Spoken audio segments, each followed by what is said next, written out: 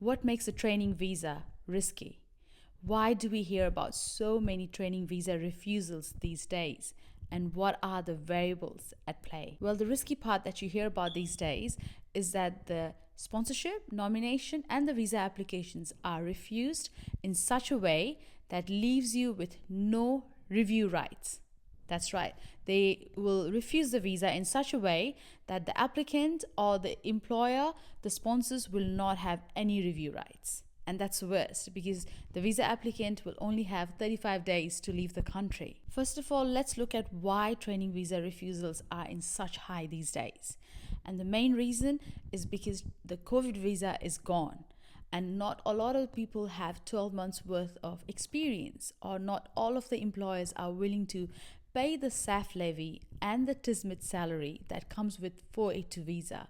So majority of employers and visa applicant tend to lodge the training visa and misuse the actual visa program, which is meant for further enhancement. And one feedback that I've received is the department is cracking down on training visa lodged by self-sponsorship. So if you're lodging a training visa with self-sponsorship, then it's extremely highly likely that it's going to be refused. Most of the visas that are being refused for training visa are based on the GT requirement, that they are not a genuine temporary entrant. And how department determines that is if someone has been on a 485 and then on a COVID visa and then back on training visa, then that clearly shows that the intention of that person is just to further stay in Australia. If you had 2 years on your hand on 485 visa, and if you still didn't accumulate 12 months of work experience to lodge 482 visa,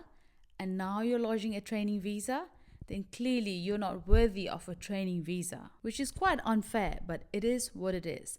These are the reasons training visas are getting refused. So what is the one tip I can give you to enhance, to make your training visa better, to make your chances of getting a training visa grant better, is to at least have both qualification as well as work experience, because a lot of people are only applying it based on work experience or based on qualification alone.